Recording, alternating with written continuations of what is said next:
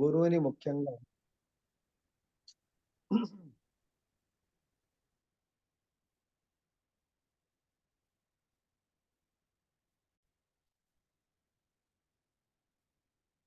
కాబట్టి ముఖ్యంగా ఆచార్యులు చెప్తున్నారు, గురువు యొక్క ధర్మము శిష్యుడి యొక్క సంస్కారాన్ని రక్షించడం. ఎట్లయితే పతి పత్నిలో ప అంటే పత్ని, ప అంటే పతి. ఆ పతి పత్ని యొక్క ఆ అన్ని రకాలుగా శీలాన్ని, గుణాలను, ఆ యొక్క ధర్మ పత్నిని అన్ని రకాలుగా రక్షించడము. ఉం? సో అదే విధంగా ఆ పత్ని యొక్క ధర్మం భర్తను రక్షించిన ఎట్లనో, గురువు యొక్క ధర్మం ఏంటంటే శిష్యుణ్ణి అన్ని రకాలుగా, ముఖ్యంగా ఆ శిష్యుడి యొక్క సంస్కారాన్ని, అంటే ఆ శిష్యుడి లోపల ఉన్నటువంటి భౌతికత్వాన్ని, దేహాత్మ బుద్ధి నుండి రక్షించి ఆ శిష్యుని బ్రహ్మభూత స్థితికి ప్రమోట్ చేయటం. అంటే నేను అంతకాలము భౌతిక దేహము అనే చైతన్యము అనే కాన్షియస్ లో జీవిస్తా ఉంటే, కాదు నువ్వు దేహము కాదు, నువ్వు ఆత్మవు, దేహం వేరు, నువ్వు వేరు. కాబట్టి నీ యొక్క డ్యూటీ ఈ దేహాన్ని సంపూర్ణంగా నీ ఉద్ధరణ కొరకు, నీ యొక్క గోలోక ప్రయాణం కొరకు, నీకు శాశ్వత సంబంధమైనటువంటి భగవంతుడి సంబంధమే శాశ్వతమైంది. ఆ భగవత్ సంబంధాన్ని పునరుద్ధరించుకొనడానికి, అదే విధంగా నీకేదైతే డే టు డే లైఫ్ లో అనుక్షణం నిన్ను నీ ప్రారబ్ధ కర్మలు పీడిస్తా ఉన్నాయి, సంచిత కర్మలు వెయిట్ చేస్తా ఉన్నాయి. అవి చాలా శత్రువులు నీకు. పుణ్య పాప కర్మల రూపంలో సంచిత ప్రారబ్ధ కర్మలు నీపై ఎప్పుడెప్పుడు అటాక్ చేయాలని చూస్తా ఉన్నాయి. అవే మనకు మంచి చెడు అనుకొని దుఃఖము, బాధలు, సుఖము వీటన్నిటి నుంచి రక్షించే బాధ్యత గురువుది. మరి శిష్యుడి యొక్క బాధ్యత ఏంటి? గురువుని అనుక్షణం రక్షించాల. హిందీలో ఛాత్ర అంటారు. ఛత్రి అంటే, హిందీలో ఛత్రి అంటే ఏంటి? శిష్యుడి యొక్క, నిజమైన శిష్యుడి యొక్క ధర్మం ఏంటంటే ఆ గురువు గారిని రెండు రకాలుగా రక్షించాలి. మొట్టమొదటిగా గురువు గారి యొక్క ఈ యొక్క దేహాన్ని, గురువు గారి యొక్క భౌతిక దేహాన్ని రక్షిస్తా ఉండాలి. ఎందుకు? ఈ భౌతిక దేహము ఉన్నంత కాలం గురువు గారి యొక్క, యాక్చువల్లీ గురువుది మనలాంటి భౌతిక దేహం కాదు. చూడ్డానికి భౌతికంగా అనిపిస్తుంది, బట్ ఆయనది ఆధ్యాత్మిక దేహము. ఆ దేహము ఎంత కాలంలో మన గురువు అనే ఆత్మ ఆ గురువు గారి యొక్క దేహంలో ఎంత కాలం ఉంటే అది శిష్యులకు చాలా ఉపయోగకరం. ఎందుకు?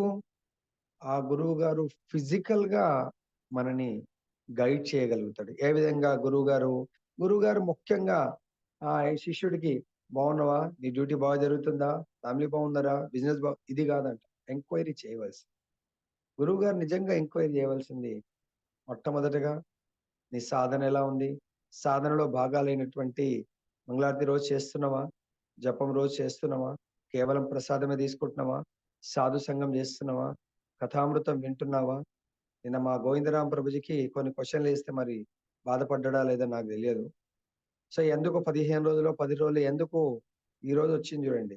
గురువు యొక్క ధర్మము, డాక్టర్ యొక్క ధర్మము లోపట సర్జరీ చేసి, అంటే మన యొక్క శరీరం లోపల ఉన్నటువంటి దాన్ని, మన యొక్క మైండ్ లో, అంటే తల లోపల ఏదైనా ఉంటే ఖచ్చితంగా అది సర్జరీ చేస్తే బాగుపడతాడు. అంటే డాక్టర్ కుండబద్దలు కొట్టినట్టుగా వాళ్ళకి చెప్పాల్సింది, ఇది పలానా సర్జరీ చేయవలసిందే, మందులతో తగ్గదు, కాబట్టి మీరు వచ్చి అడ్మిట్ అవ్వండి, దాని సర్జరీ చేసి తీసేస్తాం. అలానే గురువు గారు తన శిష్యుడు చేస్తున్నటువంటి తప్పులను, అంటే భగవంతుడికి దూరంగా వెళ్తుంటే, అంటే మాయాదేవి అంటే ఈ భౌతిక భోగాలను ప్రసాదించేటువంటి ఈ మాయా ఆర్ ఇంద్రియ తృప్తి యొక్క వాతావరణానికి ఆయన క్లోజ్ గా అవుతా ఉన్నాడు. క్లోజ్ గా అవ్వటం అంటే భగవంతుడి యొక్క దర్శనానికి, భగవంతుడి యొక్క కథారూప దర్శనానికి, భగవద్ భక్తుల సేవారూప దర్శనానికి దూరం వెళ్తా ఉంటే గురువు గారి యొక్క ధర్మం వాళ్ళు ఏమన్నా అనుకోని మనకు సంబంధం లేదు. సో కాబట్టి అడగటం, నీ సాధన ఎలా ఉంది, నువ్వు ఎందుకు చేయట్లేదు? గురువు గారు కొంచెం రౌండ్స్ తగ్గాయి. ఓకే, వెళ్ళినవెందుకు? ధామ సందర్శనము, భగవంతుడికి దగ్గరగా నివసించడము. దాన్ని ఏమంటారు? ఉపవాసము. ఉపవాసం అంటే భగవంతుడికి దగ్గరగా నివసించడం. ధామంలో వెళ్ళి నువ్వు అదే 16 మాలలు, ఇంకా ధామంలో వెళ్ళి భగవంతుడి యొక్క కథారూపి భగవంతుడికి దూరంగా ఉంటే దెర్ ఇస్ నో మీనింగ్. మీకు తెలుసో తెలియదో, పార్వతీదేవి శివుణ్ణి తన గురువుగా భావిస్తుంది. ఆ పార్వతీదేవి శివుడు అనే గురువు దగ్గర, శివ భగవాన్ అనే గురువు దగ్గర నిత్యము భగవంతుడి యొక్క భాగవత్ కథామృతం వింటుందట. నిత్యము భగవంతుడి గీత కథామృతం వింటుందట. ఎన్నో స్టోరీస్ ఉన్నాయి. అంటే శివుడి దగ్గర పార్వతి నిత్యం భాగవత్ సేవ మనం చేయట్లేదు, కానీ తన భర్తనే తన గురువుగా ఎన్నుకొని నిత్యం భాగవత కథామృతం. అదే విధంగా చతుర్ కుమారులు, నలుగురు కుమారులు, కుమార సాంప్రదాయ కుమారులు మనం వెళ్తున్నటువంటి బద్రీనాథ్ ధామంలో నలుగురు సత్సంగ్ కొన్ని వేల సంవత్సరాలు కంటిన్యూస్ గా సత్సంగ్ చేస్తూ ఉంటారట. ఒకరు వ్యాసాసనం మీద కూర్చుంటారు, ముగ్గురు కథామృతం, ఒకరేమో వక్త, ముగ్గురు శ్రోతలు కథామృతం వింటా ఉంటారు. అనంతకాలం నుంచి వాళ్ళు వింటా ఉన్నారు. మళ్ళీ ఒకరు, ఆ నలుగురిట్లో ఒకరు వక్త, ముగ్గురు శ్రోతలు. అంటే గురువు గారి యొక్క ధర్మము కేవలము భాగవత ధర్మాన్ని బోధిస్తూ బద్ధ జీవులను ఉద్ధరించడము. బద్ధ జీవులు ఎవరు లేరు. సో మనం ఆల్రెడీ 10.9 లో మనం చర్చించినట్టుగా మచ్చిత్త మద్గత ప్రాణం బోధయంత పరస్పరం. సో అది పరస్పరం నిత్యము నిరంతరము ఆ భగవంతుడి యొక్క నామస్మరణ, నామరూప గుణ లీలల కీర్తన ద్వారానే మనం నిజమైన ఆనందాన్ని పొందగలుగుతాము. అదేవిధంగా గురువు గారు ఎప్పుడు కూడా తన యొక్క శిష్యుల యొక్క ఉన్నతమైనటువంటి ఆధ్యాత్మిక పురోగతిని గురించి ఆలోచిస్తూ ఉంటారు. దాని గురించి గైడ్ లైన్స్ చేస్తూ ఉంటారు. ఇలా ఉండండి, ఇలా చేయండి, ఇలా చేయండి. సో శిష్యుడు కూడా కోరుకోవాల్సింది గురువు గారిని ఎప్పుడు కూడా, ఆయన ఫిజికల్ దేహం, ప్రభుపాద లేరు. ప్రభుపాద ఏవైతే బుక్స్ లో ఉన్నాయో అవి మాత్రమే మనము చదువుకొని అర్థమవుతుందా కాదా తెలియదు. కాబట్టి ప్రభుపాద గురు శిష్య పరంపరలో తన నెక్స్ట్ కంటిన్యూషన్ పెట్టారు. కానీ ఎప్పుడైతే ప్రభుపాద స్వయంగా ఉండెనో, భక్తి సిద్ధాంత సరస్వతి స్వయంగా ఉండెనో, అప్పుడు ప్రత్యక్షంగా మనకెన్నో డౌట్లు ఆ యొక్క గురువు ద్వారా మనం క్లియర్ చేసుకోవచ్చు. అందువచ్చే మనందరి యొక్క ప్రేయర్స్ ఎప్పుడు కూడా మనకు భగవంతుడికి చాలా సన్నిహితంగా, శిష్యుడు ఎప్పుడూ కోరుకోవాల్సింది భగవంతుడి యొక్క శుద్ధ భక్తుడైనటువంటి గురువుకు దగ్గరగా ఉండాలండి. ఐదర్ వపు ద్వారా దగ్గరగా ఉంటాము, కొన్నిసార్లు మాక్సిమం గురువు గారి యొక్క వాణి పాటించడం వల్ల కూడా గురువుకు చాలా దగ్గరగా ఉన్నట్టే. దీంట్లో ఒక కథామృతంలో చెప్తారు, బృందావనంలో ఒక గురువు గారు తన శిష్యుని ఫలానా ప్లేస్ లో వెళ్ళి ప్రచారం చెయ్యి అంటే, బృందావనం. అప్పుడు ఆ శిష్యుడు అంటున్నారే, ఇదేంటి గురువు గారు, బృందావనంలో నేను మీ ఆశ్రమంలో జాయిన్ అవ్వడానికి వస్తే మీరు నన్ను అక్కడికి పంపిస్తున్నారు. సో అక్కడ నుంచే నేను వచ్చాను, నేను పలానా ప్లేస్ నుంచి బృందావనంలో ఉందామని చెప్పేసి. సో ఓకే, గురువు గారు అంటారు, it is up to you, వెళ్ళమన్నాను, ఉండు అని చెప్తారు. ఇక్కడ ఎంత సాధన చేసినా కూడా ఎటువంటి అనుభూతి కలగట్లేదంట. ఆయన వెళ్ళాలని గురువు గారి యొక్క వచనాన్ని తిరస్కరించడం వల్ల ఇంకో శిష్యుడికి చెప్పాడు, మీరు వెళ్ళండి, అక్కడ మీకు, ఇక్కడ బృందావనంలో మేము ఏమైతే ఉంటున్నామో, కానీ అక్కడ నీకు నిజ బృందావనం యొక్క అనుభూతి కలుగుతుంది అని చెప్పాడు. సో అప్పుడు అతను వెళ్ళి అక్కడ గురువు గారి ఆదేశాలను పాటిస్తూ సేవ చేస్తూ ఉంటే, ఆ సేవ ఒక స్టేజ్కి వచ్చిన తర్వాత ఇక్కడ ఉన్నవాళ్ళు ఆ బృందావనం మామూలు పల్లెటూరు లాగా ఏదో కనిపిస్తా ఉంది అని నిజంగానే గురువు గారి వచనాల ప్రకారం రోజు గోలోక బృందావనం ఉన్నటువంటి నిత్య లీలను ఆయన ప్రత్యక్ష దర్శనం చేస్తా ఉన్నాడు.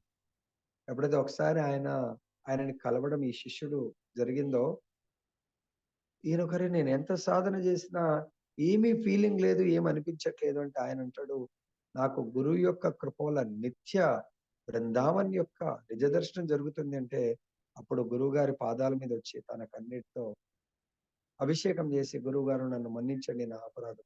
ఏం చేస్తారు మన్నించి?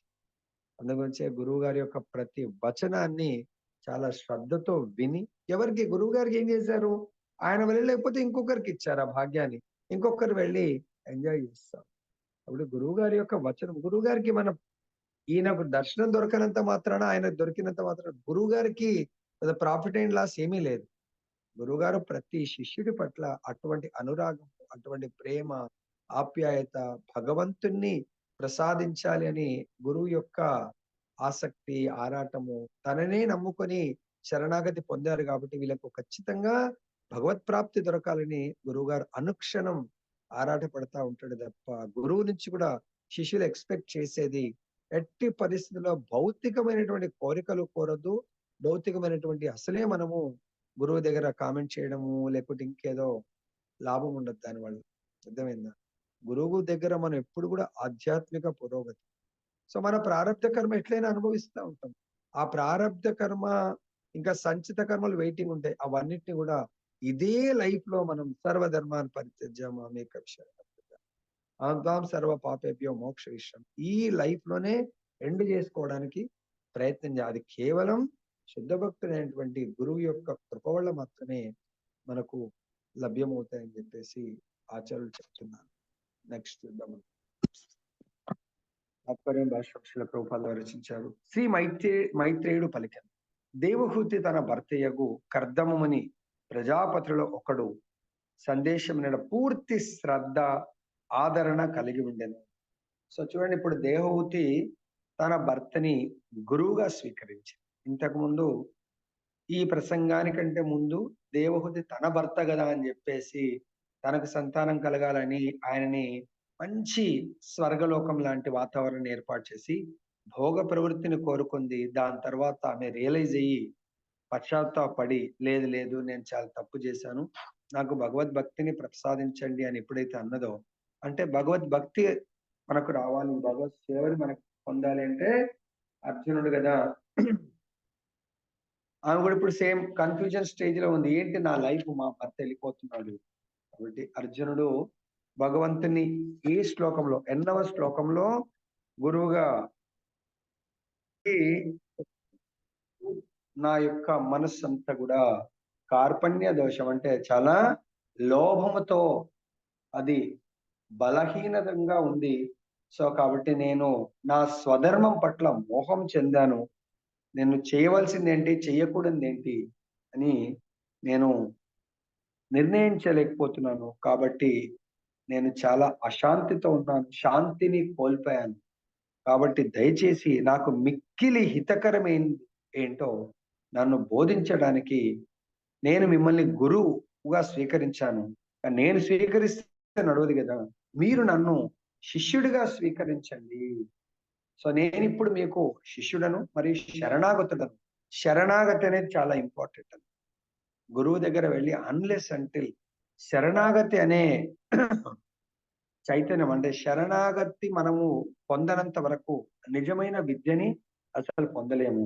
అంటే చూడండి, ఇక్కడ వరకు 2వ అధ్యాయము 6 శ్లోకాలు, 1వ అధ్యాయంలో 46 శ్లోకాలు, అంటే 52 శ్లోకాల చర్చ జరిగిన తర్వాత అర్జునుడు కృష్ణుడి దగ్గర వెళ్ళి సంపూర్ణ శరణాగతితో నేను మీకు శిష్యుడను, నాకు మీరు ఉపదేశము కావించండి అని ఎన్ని శ్లోకాల్లో అర్జునుడు అని నిజమైన గురువు మనకు 5.18 గురున్న సస్య స్వజనో న సస్య అంటే నమోచేదేహ సముపేత మృత్యుం.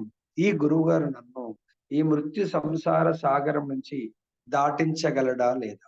ఇందాక మాతయ్య వీరమణి మాతయ్య చెప్పినట్టుగా ఈ గురువు గారు నాకు భౌతిక భోగాలను ప్రసాదించగలడా, లేకుంటే ఆధ్యాత్మికమైనటువంటి సుఖాలని, ఆధ్యాత్మిక లోకం వైకుంఠార్ గోలోక బృందావనం కృష్ణుడే నాకు ప్రసాదించగలడా అనేది చాలా ఇంపార్టెంట్. దాంట్లో ఒకటి మనం గ్రహించాలా. సో ప్రభుపాద వారు ఒక ఫేమస్ స్టోరీ చెప్తా ఉంటారు. ఏంటంటే ఒక గురువు గారు తన ఆశ్రమంలో సాధన చేస్తూ ఉంటే, భక్తియుక్త సేవ చేసుకుంటూ ఉంటే, అరణ్యంలో ఆశ్రమం అన్నప్పుడు కామన్ గా ఉండేటువంటి జంతువులు ఆశ్రమం చుట్టూ క్రూర మృగాలు జంతువులు కూడా ఉంటాయి. ఆశ్రమం లోపల ఉంటుంది ఒక ఎలుక. ఆ ఎలుక ఒకసారి గురువు అన్నప్పుడు అందరు కూడా గురువు దగ్గరకు వచ్చి ఆశీస్సులు పొందుతా ఉంటారు. అది చూస్తా ఉంటది ఎలుక, అరే అందరు ఎంతో మంది ఆశ్రమం గురువు గారి దగ్గర వచ్చి ఆశీస్సులు పొందుతున్నారు, సో నేను కూడా గురువు దగ్గర శరణాగతి అని వచ్చింది. గురువు గారి దగ్గర శరణాగతి పొందితే నాకు కూడా ఏమైనా గురువు గారు రక్షణ, శిష్యుల యొక్క రక్షణ గురువు గారు చేస్తూ ఉంటారు. ఏ రక్షణ చేస్తారు? గురువు గారు ఓల్డ్ ఏజ్ అయిపోతారు, కానీ గురువు గారు శిష్యుని ఆ సంస్కార రక్షణ అంటే ఆధ్యాత్మికమైనటువంటి భక్తిని పెంపొందిస్తూ ఆ ఎంత డెవలప్ అయిందో ఆ స్థితి నుంచి పడిపోకుండా రక్షిస్తా ఉంటాడు, ఇంకా ముందుకు నడిపిస్తా ఉంటాడు గురువు గారు. భౌతిక స్థితి మళ్ళీ అంటే భౌతికం అనేది వైరస్, ఎట్లయితే మనము కరోనా వైరస్ ని రక్షించుకోవడానికి 1, 2, 3 డోసులు ఎలా వేసుకున్నాము, సో గురువు గారు నిత్యము శిష్యుల్ని రక్షించడానికి కొరకే ప్రయత్నం చేస్తాడు. అందు గురించి అడుగుతా ఉంటారు లిస్ట్ చూసి, ఇక్కడ ఫలానా వాళ్ళు రాలేదు, మీ గ్రూప్ వాళ్ళు చూడండి అంటే గురువు గారి యొక్క ప్రాతినిధ్యం గ్రూప్ లీడర్. ఆ గ్రూప్ లీడర్ యొక్క ధర్మము తన గ్రూప్ మెంబర్లని రక్షించుకోవటం. అటెండెన్స్ కొరకు కాదు, వాళ్ళు ఒక్కరోజు క్లాస్ వింటే దాని యొక్క మహిమ ఎంతో ఉంటుంది. అర్థమైంది?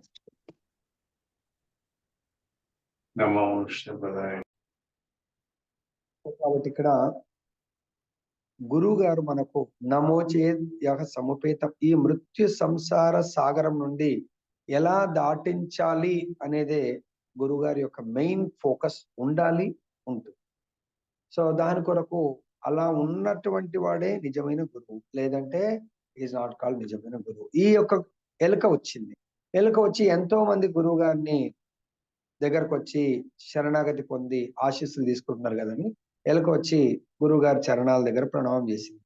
ఏం కావాలి నీకు మూషిక అంటే, సో నాకు కూడా చాలా మీ దగ్గరికి ఎంతో మంది జీవులు వచ్చి ఆశీస్సులు పొందుతున్నారు, వాళ్ళ యొక్క కష్టాలను తీర్చుకుంటున్నారు, నాకు కూడా కష్టం వచ్చింది. ఏంటి నీకు వచ్చిన కష్టం అంటే, నన్ను ఎప్పుడూ పిల్లి వెంటాడుతుంది, ఆ పిల్లి బాధ నుంచి నన్ను రక్షించండి.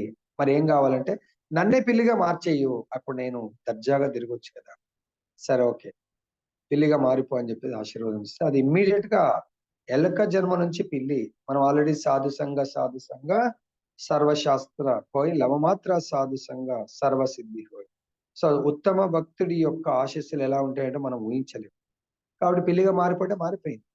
మళ్ళీ కొంతకాలానికి మళ్ళీ వచ్చింది, మళ్ళీ శరణాగతి పొంది మళ్ళీ నిలబడ్డది.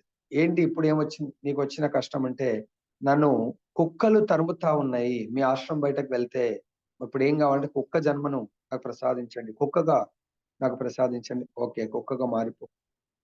సో అప్పుడు కుక్కగా ఎంజాయ్ చేద్దామని అనుకుంటా ఉండే మళ్ళా కొంతకాలానికి వచ్చి గురువు గారి దగ్గర లైన్ లో నిలబడి శరణాగతి పొంది, ఏంటి ఇప్పుడు నీకు వచ్చిన కష్టం అంటే, నన్ను పులులు తరుముతా ఉన్నాయి, కాబట్టి నన్ను పులిగా చేసేయండి. సరే ఓకే, పులిగా మారి. అప్పుడు పులిగా మారిపోయిన తర్వాత పులికి ఏం జ్ఞానం ఉంటది? ఎవ్వరు పడితే వాళ్ళు తినడం ఒకటే. సో అప్పుడు ఆ గురువు గారి దగ్గర నిలబడి గాండ్రిస్తావు పులి, ఏంటి నా మీదనే అరుస్తా ఉన్నావు అంటే, నాకు ఆకలి అవుతుంది, నిన్ను తినాలనిపిస్తుంది. అప్పుడు గురువు గారు అంటారు, లాభం లేదు, నీకు పులి జన్మ నీకు అర్హత లేదని మళ్ళీ పునర్ముషిక భవ, నువ్వు మళ్ళీ ఎలకగా మారిపో అని గురువు గారు శపిస్తాడు. ఎలకగా మారి అంటే మనం కూడా, ఎలుకకు జ్ఞానం లేదు. ఏం జ్ఞానం లేదు? ఆధ్యాత్మికంగా ఉద్ధరింపబడాలి. నా జన్మ ఈ 84 లక్షల జీవజాతుల్లో అంటే ఈ శరీరాల్లో తిరగటం కాదు, నా జన్మ మళ్ళీ జన్మంటూ లేకుండా ఈ గురువు గారు అటువంటి జ్ఞానాన్ని బోధించగలుగుతాడు. కావాలనుకుంటే మానవ జన్మని ఇవ్వమంటే ఆ గురువు గారు ఇచ్చేవారు. మానవ జన్మ, అది కూడా అది కూడా మీ ఆశ్రమంలో నాకు ఒక సేవ చేసుకునే మానవ జన్మని ఇవ్వండి అంటే ప్రసాదించేవాడు. దానివల్ల ఆయన సద్గతి భగవద్ధామం వెళ్ళిపోయేవాడు. మరి మనం కూడా కోరికలు అటువంటి మూషికం లాంటి కోరికలు కోరాలా, లేదంటే ఇంకొక గురువు గారి దగ్గర కూడా ఇంకా నలుగురు భక్తులు వచ్చి కోరికలు ఇక్కడేమో ఎలక తన యొక్క భౌతిక స్థితిని ఉద్ధరించడానికి కోరిక కోరింది. ఇంకొక దగ్గర ఇంకో గురువు గారిని కూడా గురు శిష్యుల బంధం దాని ఫలితం. ఇక్కడ శరణాగతి పొందింది పాపం ఎలక. తన యొక్క భౌతిక భోగాల కొరకు ఉన్నత జన్మను కోరుకుంది. లాస్ట్ కు ఆ గురువునే తినాలనుకుంది. మనం కూడా పరిస్థితి అంతే. చాలా మంది డెవలప్ అవుతారు, గురువునే పక్కన జరిపి మనమే గురువు కావాలనుకుంటా ఉంటారు చాలా. అటువంటప్పుడు భగవంతుడు ఏం చేస్తాడు, వాళ్ళని తీసుకొచ్చి ఎలక జన్మ అలా ప్రసాదిస్తాడు. మనం కూడా మరి అర్జునుడు ఎల్లప్పటికీ భగవంతుడికి ఒబీడియంట్ స్టూడెంట్.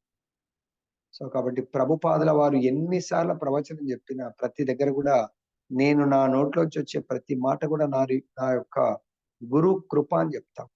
గురువు యొక్క ఆశీస్సులు మాత్రమే అది మీకు అందిస్తున్నాను as a post man. Guru always act like post man. ఎందుకంటే గురువు గారు చెప్పే జ్ఞానాన్ని ఇది నా జ్ఞానంగా భావించు, ఇది నా గురుదేవుల యొక్క కృప అని అనుకో. అని శిష్యులు గురుదేవుడికి ఆ భగవంతుడికి ఏదైతే రెస్పెక్ట్ చేస్తున్నారో యాజ్ ఈక్వల్, అందుగురించి గురుదేవ్ భగవాన్ అంటారు. అంటే భగవంతుడే మనకు శాస్త్రాల్లో కూడా చెప్పడం జరిగింది, నన్ను నీ ముందట ఉన్నటువంటి గురువుని చూసి ఆర్డినరీగా చూడకండి, సేమ్ నా యొక్క ప్రతినిధి సన్ నాకు ఎలాంటి రెస్పెక్ట్ చేస్తారో అదే విధంగా ఆ గురుదేవులకు కూడా. అంటే మీ యొక్క భావంలో ఎటువంటి తేడా రాకూడదు.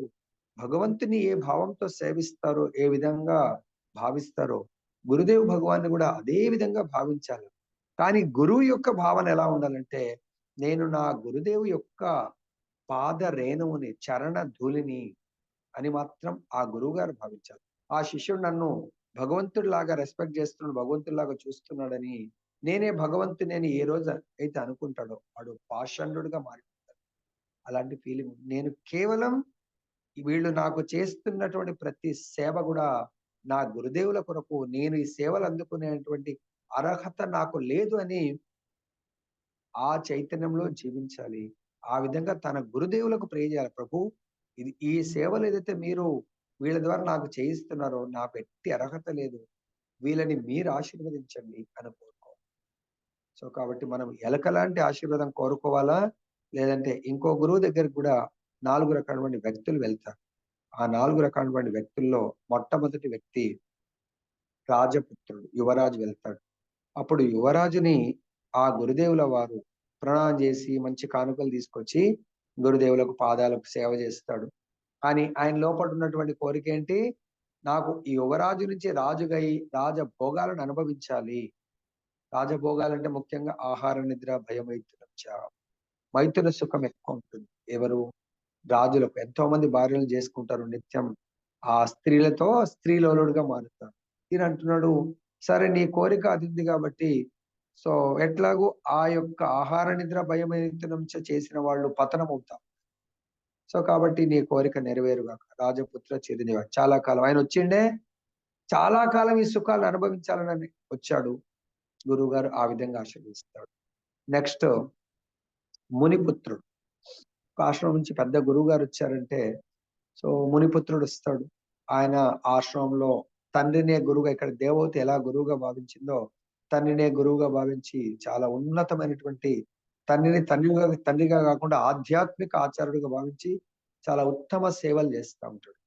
అప్పుడు ఆ గురువు గారు అంటాడు, మునిపుత్ర మాజీవ, నువ్వు ఆల్రెడీ ఫుల్ ట్రైనింగ్ అయిపోయింది కాబట్టి ఇప్పుడు నువ్వు ట్రైనింగ్ లో ఉండాల్సిన అవసరం లేదు. నువ్వు నిజంగా భగవంతుడి కొలువుకు అర్హత సంపాదించావు. నువ్వు డైరెక్ట్ భగవంతుడి యొక్క సేవకు నువ్వు వెళ్ళిపోవు. అంటే ఇంకా ఈ భౌతిక దేహం వద్దు, నువ్వు ఆధ్యాత్మిక ప్రపంచంలో డైరెక్ట్ భగవంతుని సేవించే అర్హత నీకు వచ్చింది, నువ్వు వెళ్ళిపోయి. ఇక్కడ చాలా తపస్సు చేస్తా ఉన్నాడు, ఆస్టరిటీస్ చేస్తున్నాడు ఎంతో కాలం నుంచి. సో కాబట్టి నువ్వు వెళ్ళిపో అని చెప్పేసి, మా జీవం అంటే ఇంకా నువ్వు జీవించకు అని ఆశీర్వాదం ఇస్తాడు. ఇంకా త్వరలో నువ్వు ఈ దేహాన్ని వదిలేసి వైకుంఠ ప్రాప్తి కలుగుగాక అంటాడు. మూడవ అతను వస్తాడు. మూడవ అతను భక్తుడు. భక్తుడు వచ్చి భగవంతుని నిరంతర భగవత్ సేవ దొరకాలని ఆశీస్సులతో వస్తాడు. అప్పుడు ఆ భక్తుడికి గురువు గారు ఏమంటాడు, మా జీవోవా మరోవా, నువ్వు జీవించినా కూడా పర్వాలేదు, మరణించినా పర్వాలేదు అంటాడు. అంటే నువ్వు జీవించినా భక్తినే కోరుకుంటున్నావు, మరణించితే ఈ యొక్క భక్తి యొక్క ప్రతిఫలం అక్కడ కూడా భగవంతుడి యొక్క భక్తి యొక్క సేవ. కాబట్టి నీకు ఇష్టం ఉన్న ఇక్కడ భక్తియుక్త సేవ చేస్తూ జీవించు. అక్కడ ఒకవేళ ఈ శరీరం వదిలేసినా భగవద్ధామంలో కూడా భక్తియుక్త సేవనే చేయడానికే నీ కోరిక సంపూర్ణ శాయశక్తులు ప్రయత్నిస్తున్నావు. కాబట్టి సో జీవోవా మరవా, జీవించినా పర్వాలేదు, మరణించినా పర్వాలేదు. లాస్ట్ కు ఇంకొక భక్తుడు, అంటే గురువు గారు అంటే చూడండి, చండాలులకు కూడా ఎలకకే గురు భక్తి ఉందంటే అతను వస్తాడు. చండాలు అంటే రోజు వేటగాడు, అతను కూడా వచ్చి గురువు గారు ఆశీస్సులు పొందుదామని వస్తాడు. అతను కూడా ఏం చెప్తాడంటే, గురువు గారు జీవోవా మరోవా, నువ్వు జీవించకు మరణించకు, జీవించినా నీ యొక్క జీవితము దుర్భరంగా ఉంది, జంతువులను సంహరిస్తూ జీవిస్తా ఉంది. సో కాబట్టి అది నిజమైన జీవితం కాదు.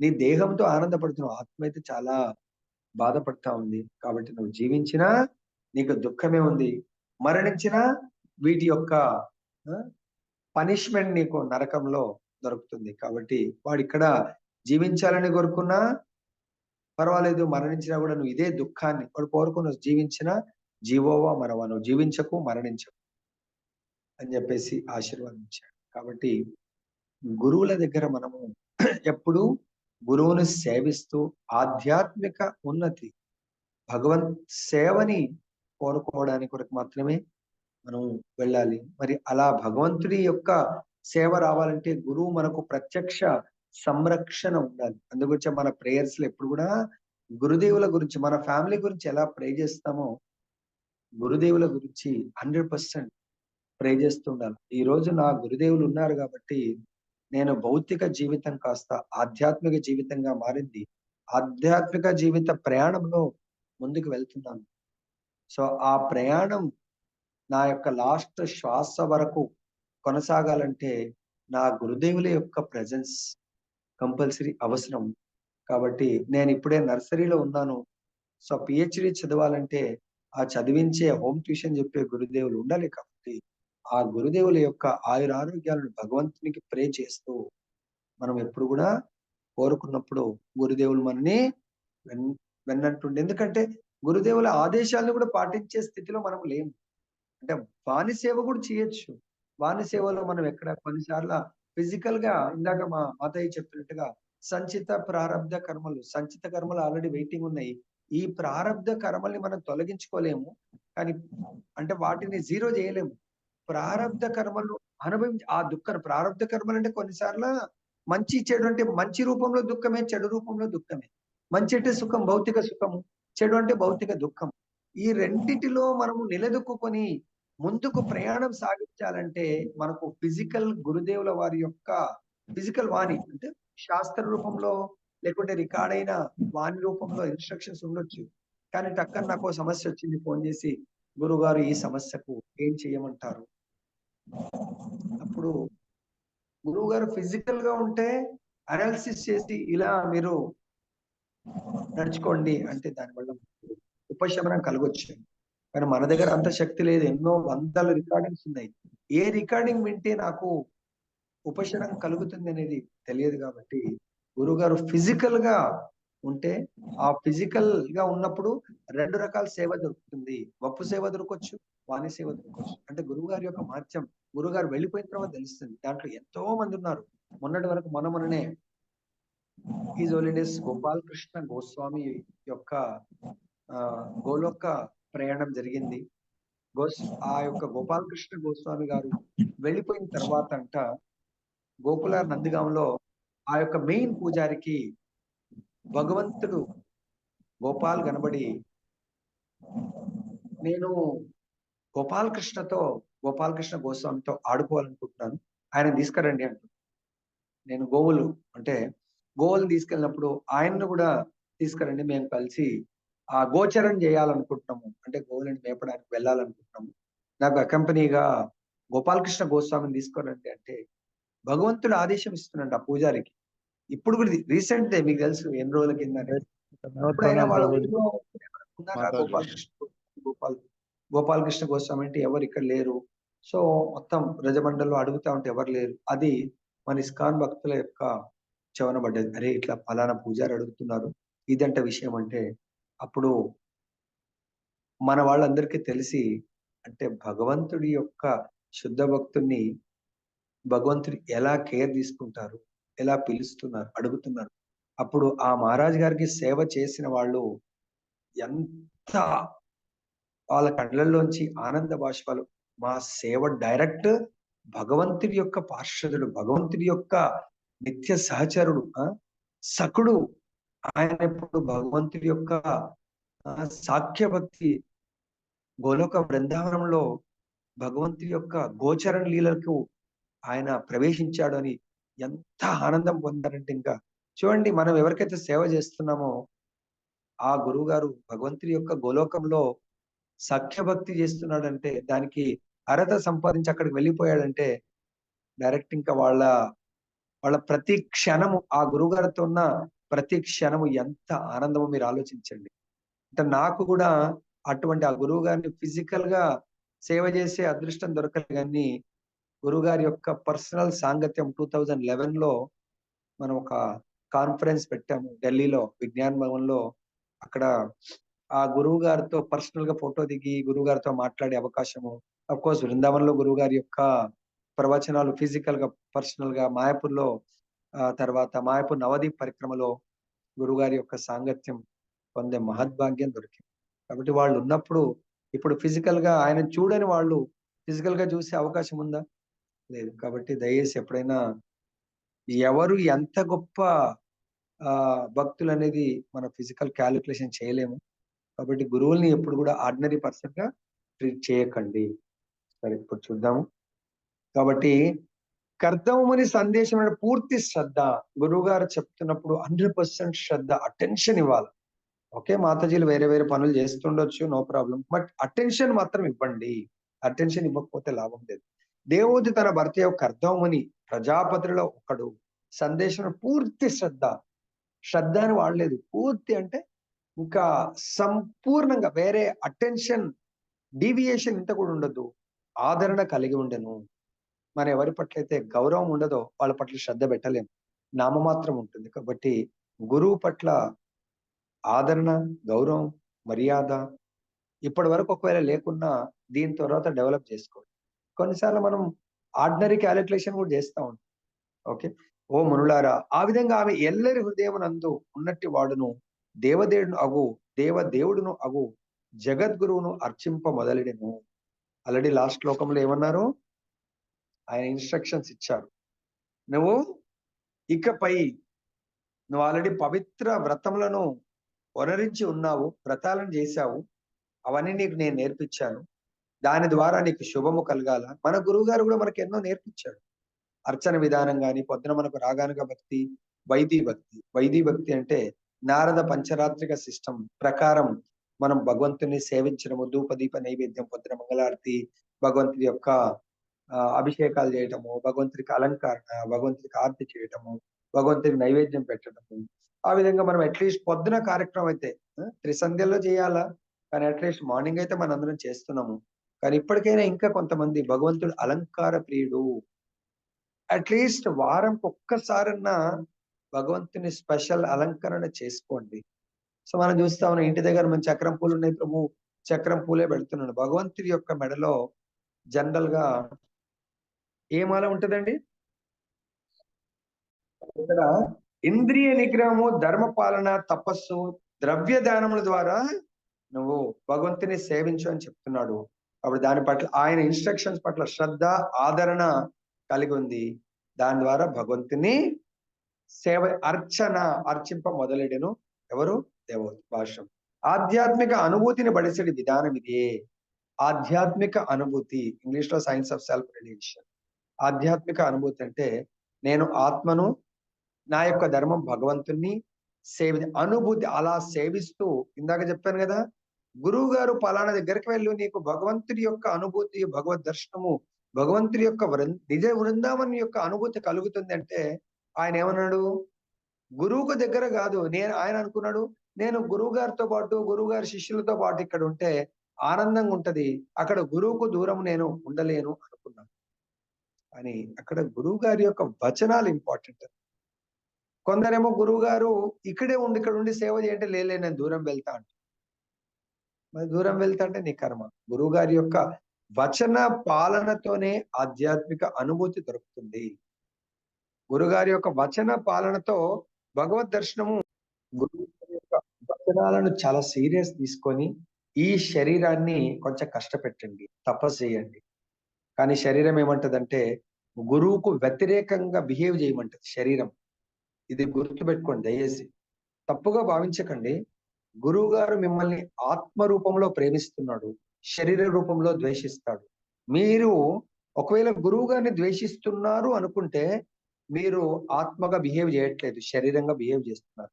ఈ శరీరమే మీరు అనే ఆత్మలు కూడా గురుదేవుని భగవంతుని ఎప్పుడు ద్వేషించారు, ప్రేమిస్తారు. కానీ మీ దేహము ద్వేషిస్తుంది. ఎందుకంటే గురువు గారు మీ దేహాన్ని ఎప్పుడు భోగం నుంచి ఆ భోగ త్యాగాన్ని చేయించడంలోనే తన యొక్క వాణి, ఆయన మనల్ని ద్వేషించినట్టు అనిపిస్తా ఉంటుంది. కొన్నిసార్లు గురువు గారు మనని ద్వేషిస్తాడు, అవమానపరుస్తాడు. అంటే అక్కడ మన క్యాలిక్యులేషన్ ఏంటంటే నేను దేహము అనుకున్నప్పుడు అవమానాన్ని, గురువు గారి వచనాలను అవమానంగా ఫీల్ అవుతాను. నేను ఆత్మను అనుకున్నప్పుడు ఆ ఆత్మ చాలా ఆనందపడుతుందంట. మంచిదైంది. మనం కూడా చిన్నప్పుడు నీకేంటి సరుకు పెట్టాలనా, నీకు ఇలా చేయాలనా, పనిష్మెంట్ ఇవ్వాలనా అని మన పిల్లలకు అంటా ఉంటాం. అంటే ఆ దేహాన్ని కష్టపెడితే దేహం భయపడుతుందని. దయచేసి ఇక్కడ మన గురువు గారు మన దేహాన్ని అన్నారు అంటే ఆ దేహాన్ని సెటరైట్ చేయడానికి మాత్రమే. దేహం మీ మాట వినట్లేదు కాబట్టి గురువు గారు ఆ దేహాన్ని ఉద్దేశించి ఏమని అన్నారంటే మనం గుర్తుపెట్టుకోవాలా, ఈ దేహాన్ని ఈ విధంగా నడిపించాలి. అప్పుడు ఈ దేహం ట్రైన్డ్ అయ్యి నాకు ఉపయోగపడుతుంది. చూడండి, మనం కూడా కారులో వెళ్తామండి. నిన్న పాపం మా ప్రభుజీ నన్ను డ్రాప్ చేయడానికి వస్తూ వెహికల్ ఆగిపోయింది. మళ్ళీ ఏమైందో తెలియదు మరి. సో అటు నుంచి నేను మళ్ళీ మధ్యలోంచి వచ్చేసాను. మరి ఆ వెహికల్ ని రిపేర్ చేయించడానికి మెకానిక్ దగ్గర తీసుకెళ్లాలండి. మెకానిక్ మొత్తం దాన్ని ఇప్పి చేసి లోపల ఏదైనా పాడవుతే దాన్ని, ఆ పాడైన దాన్ని తీసేసి వేరేది కొత్తది అమరుస్తాడు. లేదంటే ఏదైనా కొంచెం గుంతలో పడి బెండ్ అవుతే దాన్ని గట్టిగా సుత్తితో కొట్టి గట్టిగా సెట్ చేస్తాడు. ఎందుకంటే మడుగడ ఏదన్నా బెండ్ అవుతే మన వీలుకు తగులుతా ఉంటది. అయ్యోయ్యో, నా మడుగడిని, నా వెహికల్ యొక్క మడుగడిని ఏం చెయ్యకండి, ఎందుకంటే నాకు బాధ అవుతుంది మీరు సుత్తితో కొడతంటే. సార్ మీ ఇష్టం సార్, ఈ టైర్ అరిగిపోతుంది సార్. మడుగడిని ఒక్కసారి కొడితే మీకు బాధ అనిపిస్తే ఈ మడుగడ ఏం చేస్తుందంటే రేపు నీ టైర్ ని విత్ ఇన్ షార్ట్ పీరియడ్ లో దాని పాపం గీరి గీరి గీరి రోజు, మీరు నిజంగా మీ మడుగడ పట్ల అంత ప్రేమ ఉంటే టైర్ పరిస్థితి ఏంటి సార్? ఒక్కసారి దెబ్బని భరించండి. మీరు మీ టైర్ ని కూడా ఈక్వల్ గా ప్రేమించండి సార్. లేదు మీరు మీ టైర్ పట్ల అశ్రద్ధ ఉంటే ఈ రేకు, టైర్ పైన ఉన్నటువంటి రేకు టైర్ యొక్క ప్రాణాన్ని రోజు తొలిచేస్తుంది సార్.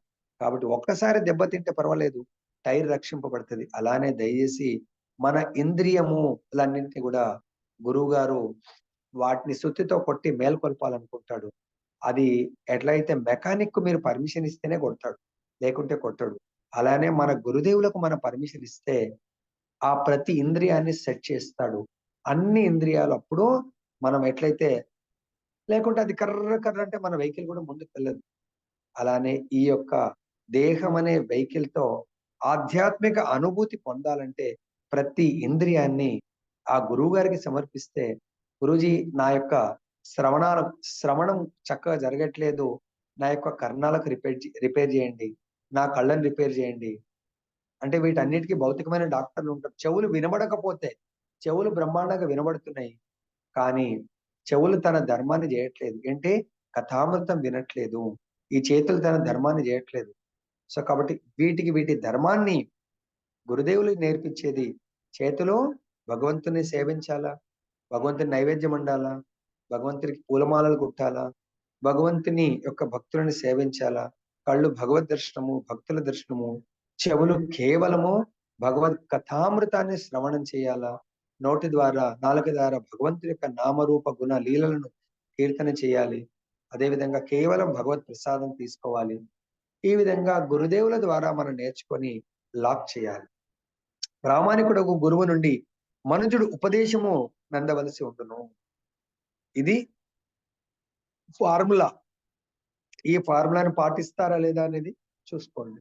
ఓకే, పాటించిన వాళ్ళు ముందుకెళ్తారు, పాటించని వాళ్ళు భౌతికంగా ముందుకెళ్తారు. రెండు రకాలుగా ముందుకెళ్తారు.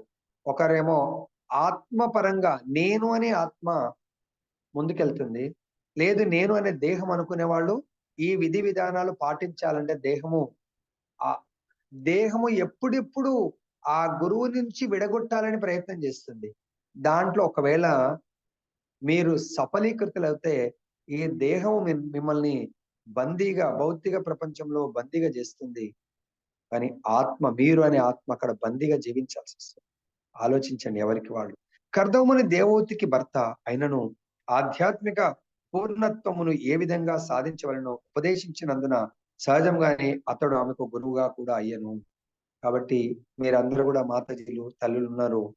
మన భర్త నిజంగా ఆధ్యాత్మికంగా మనకు చాలా ఉత్తమ గైడ్ లైన్స్, ఉత్తమ నిర్దేశకత్వం చేస్తే ఆయననే గురువుగా భావించి ఆయన యొక్క అంటే గురుదేవుల దగ్గర నుంచి ఆయన విని మనకు ఒక ట్రైనర్ లాగా, హోమ్ ట్యూటర్ లాగా ఉండి మనల్ని చేయిస్తా ఉంటే ఆ విధానంలో ఎప్పుడు కూడా ప్రేమించండి కానీ ద్వేషించకండి.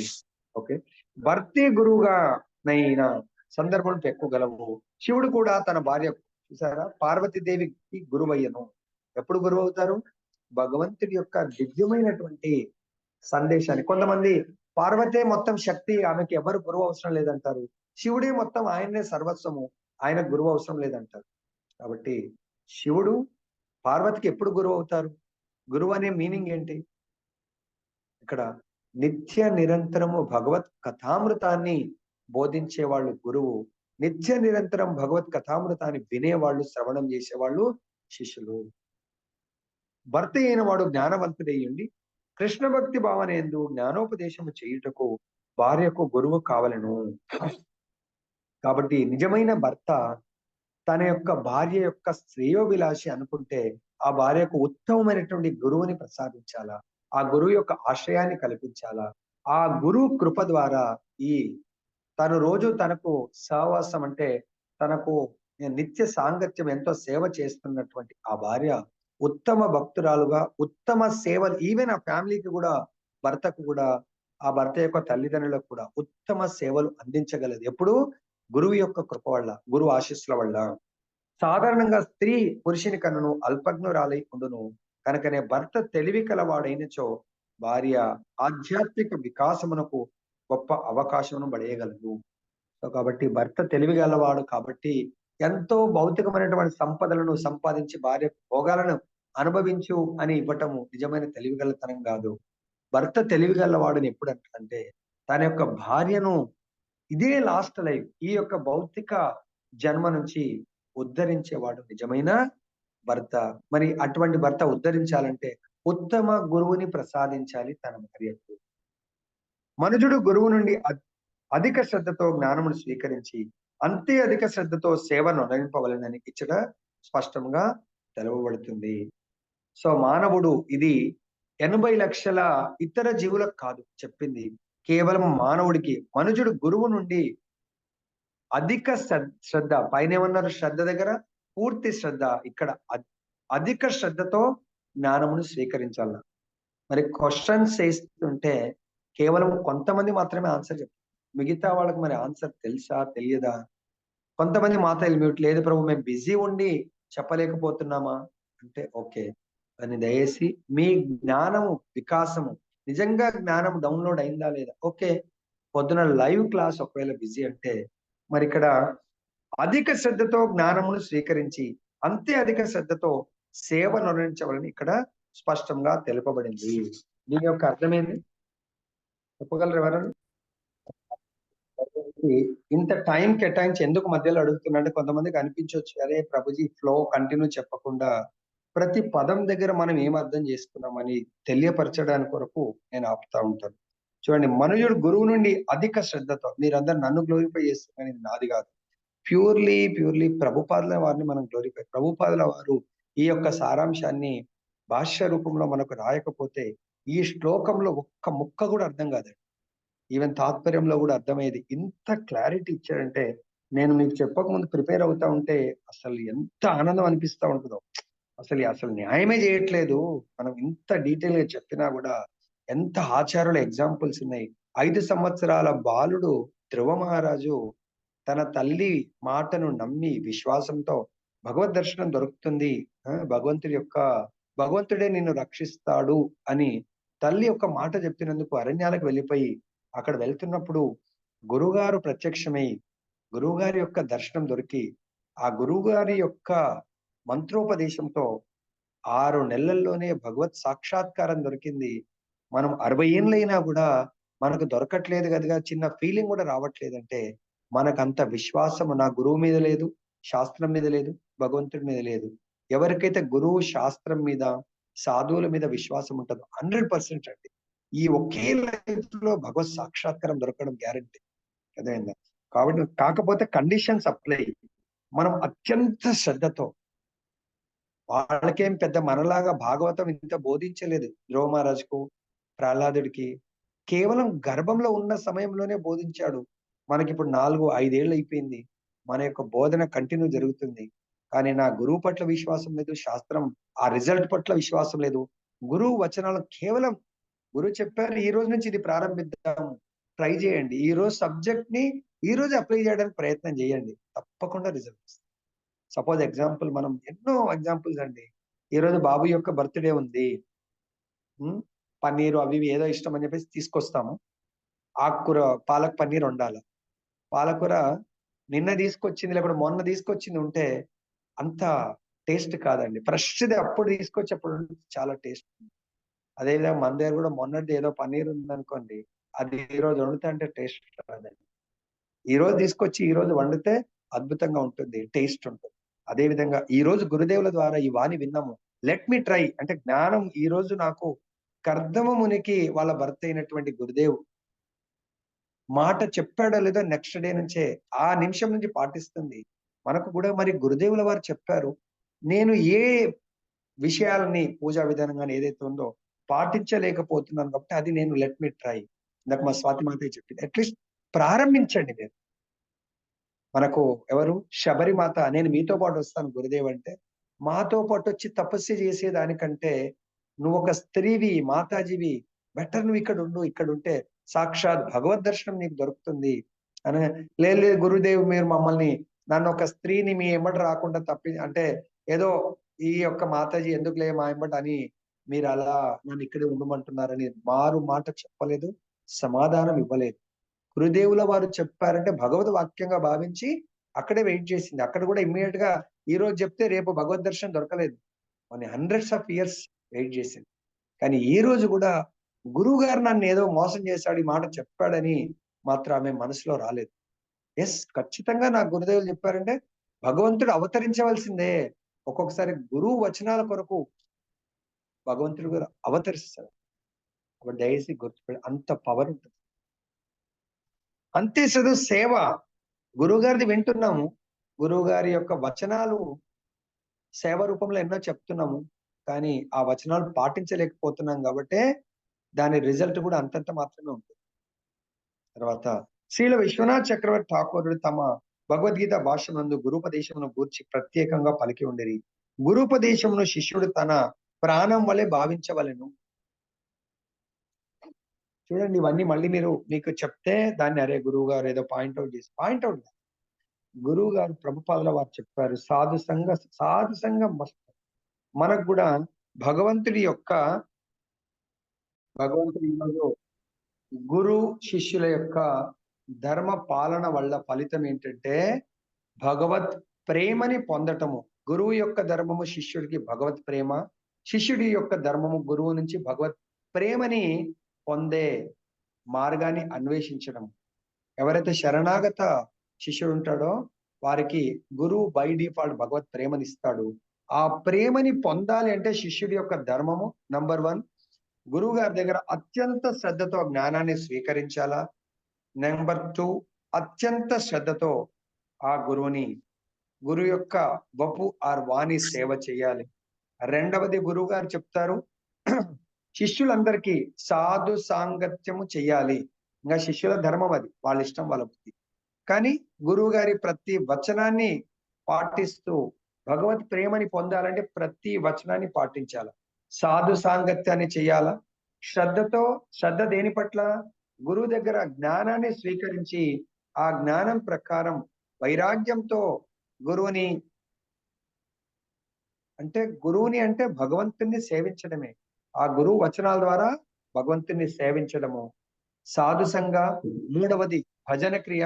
గురువు గారి ఆదేశానుసారం భగవంతుడి యొక్క భజన క్రియ చేస్తా ఉండాలి. ఇంట్లో చేయాలి, సాధు సంఘంలో చేయాలి. వేరెవర్ యు గో, భజన క్రియ. దాని వల్ల గురువు గారు మన లోపల ఉన్నటువంటి అనర్థాలను తొలగిస్తాడు. అనర్థ నివృత్తి. దాని తర్వాత అనర్థ నివృత్తి 4. 5వది నిష్ఠ. మనకు భగవంతుడి సేవ పట్ల నిష్ఠ ఏర్పడుతుంది. తర్వాత 6 ఆసక్తి, రుచి, ఇంకా టేస్ట్ కలుగుతా ఉంది. ఇంకా టేస్ట్ ఒకసారి వచ్చిందంటే మనం దాని నుంచి బయటకు వెళ్ళలేము. అదే కావాలని కోరుకుంటా ఉంటాం. దాని తర్వాత ఆసక్తి. ఎప్పుడైతే ఆసక్తి వచ్చిందో ఇంకా మనల్ని ఎవరు విడదీయలేరు. ఆ ప్రోగ్రాం నుంచి, ఆ సేవ నుంచి ఎవరు బయటకు లాగలేరు. ఎందుకు? ఇంకా అది తప్ప నాకు వేరే ప్రపంచం లేదు. ఆ స్థితికి ఎదగడానికి ఆసక్తి. దాని నెక్స్ట్ అంటే భౌతికంగా మొత్తం అనాసక్తి ఏర్పడుతుంది. కేవలం నా జీవిత విధానము భగవత్ సేవని అని ఆసక్తి ఏర్పడుతుంది. దాని తర్వాత భావ, దాని తర్వాత ప్రేమ. ఆ స్థితికి ప్రమోట్ చేయడమే గురువు గారి యొక్క ధర్మము. ప్రమోట్ అవ్వాలనే కోరికనే శిష్యుడి యొక్క ధర్మము. నెక్స్ట్ గురుపదేశం శిష్యుడు తన ప్రాణం వలె భావించవలెను. ఇది ఫార్ములా. మరి ఎవరైతే నిజంగా గురువు గారి ఆదేశం, ప్రతిరోజు ఇన్ని ఆదేశాలు ఇస్తున్నారు, అది ప్రాణంగా స్వీకరిస్తే విత్ ఇన్ షార్ట్ పీరియడ్ మీరు చూడండి, మీ ఆధ్యాత్మిక పురోగతి ఊహించలేని విధంగా ముందుకెళ్తారు. నెక్స్ట్ ముక్తుడు కాకపోయినా అతడు గురుపదేశంను అతి శ్రద్ధతో నిర్వహించవలను. ఈ వచనాలన్నిటి కూడా స్టార్ పెట్టుకోవాలి. దాన్ని మళ్ళీ మళ్ళీ చదవాలి. ముక్తుడైన ముక్తాత్మైన ఒక శిష్యుడు కావాలా. ఈవెన్ స్వయం చైతన్య మహాప్రభు కూడా గురువుని స్వీకరించారు. ఈశ్వరపురి. అదే చైతన్య మహాప్రభుని హరిదాస్ ఠాకూర్ గురువుగా స్వీకరించి భగవద్ధామము ప్రవేశించారు జీవించి ఉండగానే. అలా ఎంతో మందిని మనం చూడొచ్చు. గురువు గారి వచనాలను ముక్తుడికైనా ముక్తుడు కాకపోయినా, చైతన్య మహాప్రభు యొక్క హరిదాస్ ఠాకూర్ మామూలుగా చూస్తే జన్మ మ్లేచ్ఛ ముస్లిం ఫ్యామిలీలో జన్మించాడు. అంటే ముక్తాద జీవితం కాదది. మామూలుగా ఆ ఫ్యామిలీలో ఎవ్వరు కూడా భక్తి చేసే వాళ్ళు ఉండరు. కానీ ఆయన సాధన భక్తితో భగవంతుడి శరణాగతి. మనం చూడడానికి ఒరిజినల్ గా అయితే ఆ ఆత్మ బ్రహ్మ, కానీ చూడడానికి అటువంటి లీల చేస్తా ఉన్నాడు హరిదాస్ ఠాకూర్. కాబట్టి గురువు గారి ఉపదేశం పట్ల అత్యంత శ్రద్ధతో భక్తియుక్త సేవ చేయడం జరిగింది. భగవానుడు ఎల్లరి హృదయంలో విరాజమానుడు ఉన్నాడని ఇచ్చట తెలుపబడింది కనుక అతన్ని ఎక్కడో బయట వెతకనవసరం లేదు. అతడు ఇదివరకే చెంత నిలిచి ఉన్నాడు. గురువు గారు ఉపదేశించిన రీతి శ్రద్ధతో మనుషుడు తన ఆరాధనపై మనస్సును నిలిపిన చాలును. గురువు గారు ఏదైతే ఫస్ట్ అయితే మనం మెకానికల్ గా మనకంత భావపూరిత సేవ చేయకపోవచ్చు, కానీ గురువు గారు పొద్దున లేవాలా, గురువు గారు పొద్దున సేవ చేయమన్నారు, చేయాలా, గురువు గారు సాయంత్రం కీర్తన చేయమన్నారు, ఓకే మీకు కీర్తన రాదు, కీర్తన వినండి. కానీ ఎన్ని చెప్పినా దాన్ని ఆచరణలో పెట్టడానికి అంత శ్రద్ధ చాలా మందిని చూపించట్లేదు. ఓకే, చూపించినప్పుడు 106 మెంబర్స్ ఇప్పుడు ఉన్నాం మనం. ఓకే, కానీ ఈవినింగ్ కీర్తన భగవంతుడి యొక్క నామరూప గుణ లీల కీర్తన రూపంలో ఉంది. మా అంటే 20 మంది వస్తున్నారు. అంటే ఇంకా 80 మంది మరి శ్రద్ధ ఉందా లేదా, టైం ఉందా లేదా అని తెలియదు. చూసుకోండి మనం. అంతటా యత్నములన్నీ సఫలీకృతము కాగలవు. చూసారా, గురువు గారు ఉపదేశించిన రీతి శ్రద్ధతో మనుజుడు తన ఆరాధనపై అంటే భగవద్ ఆరాధనపై మనసు నిలిపినట్టయితే మన యత్నములన్నీ, మన ప్రయత్నములు అన్ని కూడా సఫలీకృతము కాగలవు అని చెప్తున్నారు. ఎవరు చెప్తున్నారు ఈ విషయం? మైత్రేయుని చెప్తున్నారు తన యొక్క శిష్యులతో. భగవానుడు సామాన్య శిష్యు వలె ఉదయించడని స్పష్టమవుతున్నది. ఆ దేవదేవుడు యథారూపమున అవతరించును. భగవద్గీత ఎందుకు తెలపబడినట్లు శ్రీకృష్ణ భగవానుడు తన ఆత్మమాయ అంటే అంతరంగ శక్తి ద్వారా అవతరించును. కానీ అతడు ఎప్పుడు ప్రకటమగును? ఈ ప్రశ్నకు సమాధానం ఏమనగా, భక్తుడు నచ్చడి అర్చనచే ముదమందినప్పుడు ఆ దేవదేవుడు ఆవిర్భవించును. తన పుత్రునిగా ఆవిర్భవించమని ఒక భక్తురాలు భగవానుని అర్థించవచ్చు. ఆ దేవదేవుడు అదివరకే హృదయమందు విరాజమానుడై ఉన్నాడు.